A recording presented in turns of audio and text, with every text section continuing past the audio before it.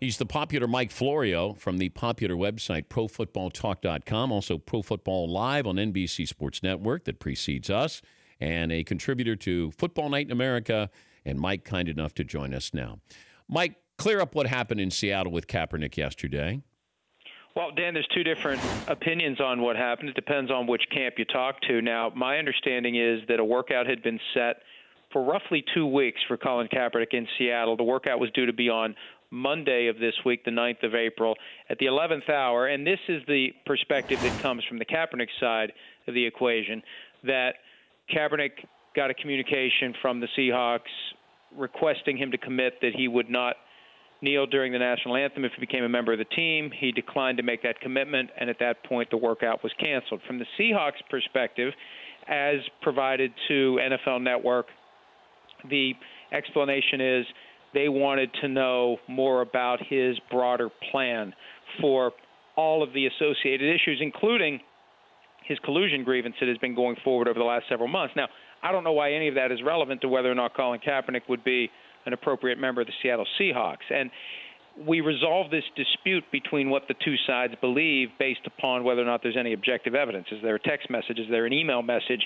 I think that's all going to come out as this collusion grievance goes forward. It's possible it's just two different sides remembering differently a conversation. It's also possible there's something in writing that's going to break the tie. Either way, this is now one of the issues that has to be sorted out as they continue through this process of questioning witnesses and figuring out whether or not the NFL acted with collusion, with coordination in keeping Colin Kaepernick out of the league. But don't you think this strengthens his collusion case? Well, it can't hurt, right? Now, but here's the thing. If the 32 teams independently decided that they didn't want to do business with Colin Kaepernick, there is no collusion.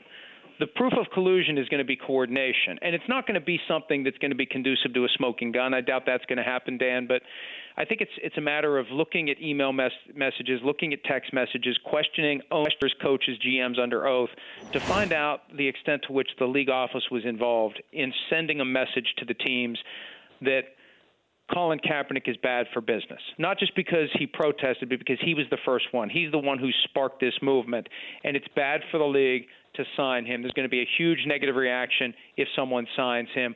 We can't lose ticket holders. We can't lose ratings. This is bad, bad, bad, bad, bad. And if the league is sending out a message like that and no one signs him, the argument that I think that would be made is there's collusion. So if you have teams that are buying into this notion that it is bad for business, that they're asking these questions, that these are factors in whether or not you're going to sign a guy, and there's evidence the league was putting out that message that it's bad for business, then I think it does make it easier to prove that there's some type of coordination as to why Colin Kaepernick doesn't have a job.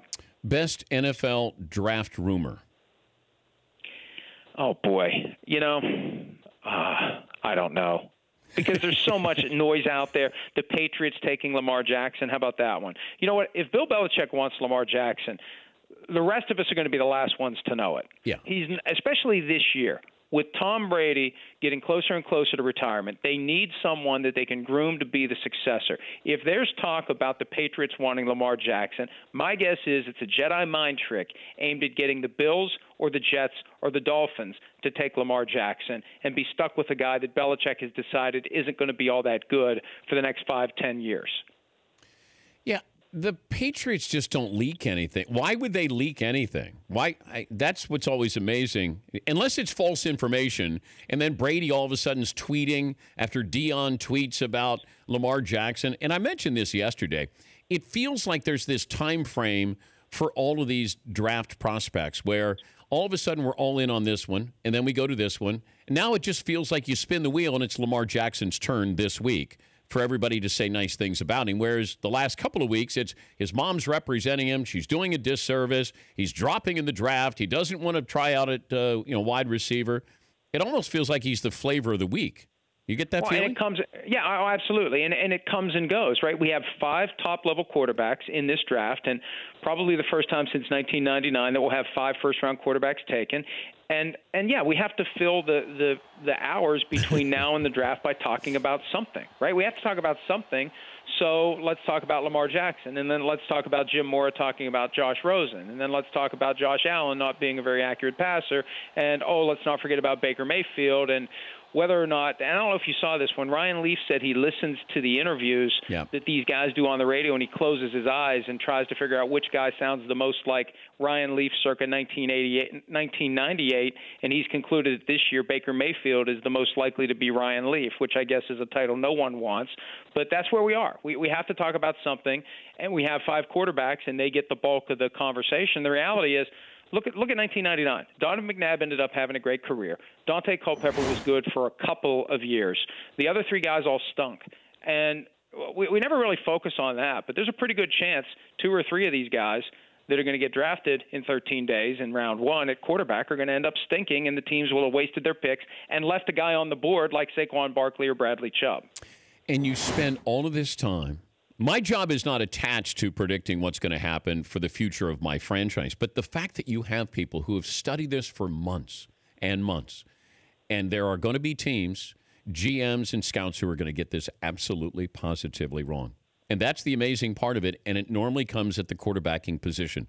We still haven't figured out how to handicap this, because if I said, hey, that guy, Drew Brees at Purdue, is going to be maybe the all-time leading passer in the NFL. And that guy over there who played baseball in college and transferred to Wisconsin, he could end up with a couple of Super Bowls and be a Hall of Famer. You'd never think that. But if I said that guy, Andrew Luck, right there, that guy is going to be he'll be one of the great quarterbacks of all time. Or, you know what, he's not going to throw another pass after his 5th year in the league. Like, it's just crazy how we try to handicap this. And that's the great disconnect, Dan, between all the time and effort and money that is put into the pre-draft process. Every team does it every year, and they pour over all of these factors, and they want to have apples-to-apples comparisons on every possible measurable, and they look at this and the private workouts and pro day workouts and scouting combine, and ultimately no one knows what it takes to be successful at the NFL level. Everybody's got a ceiling from whatever they did in college up to and including the Pro Football Hall of Fame. And we just don't know. Look at Deshaun Watson last year.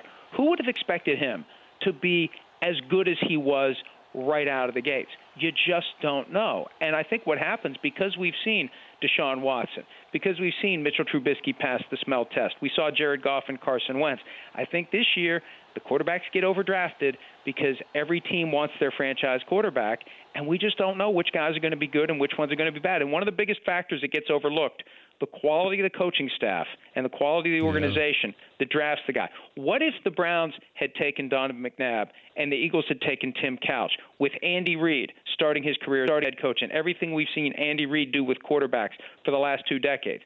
Would Couch have been the guy who played 10 years in Philly, and would McNabb have washed out of the NFL after 2 or 3 years? That never gets mentioned because it's impossible to break any of that down to something quantifiable, but it's a very real factor. These guys are going to get ruined or they're going to thrive based upon the coaches that are around them for the first 3 or 4 years of their careers. I'll leave you with this. Dez Bryant's meeting with Jerry Jones. How does it go today? Well, the one thing that doesn't happen is Jerry Jones says we look forward to paying you $12.5 million this year. That's the one thing that we know. Beyond that, it could be a thanks for everything, we're going to move on.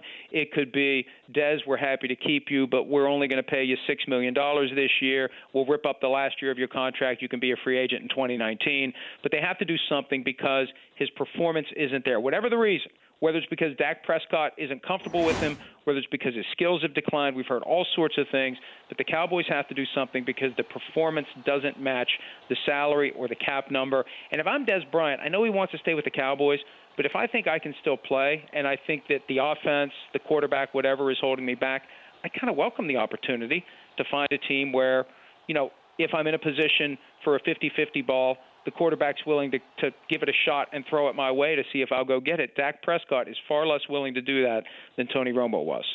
Have a great weekend, Mike. Thanks for joining us. All right, Dan. See you, buddy. That's Mike Florio, ProFootballTalk.com and Pro Football Talk Live with Chris Sims on the NBC Sports Network. For more Dan Patrick Show, tune to Audience Channel 239 on DirecTV or download the Dan Patrick Show app.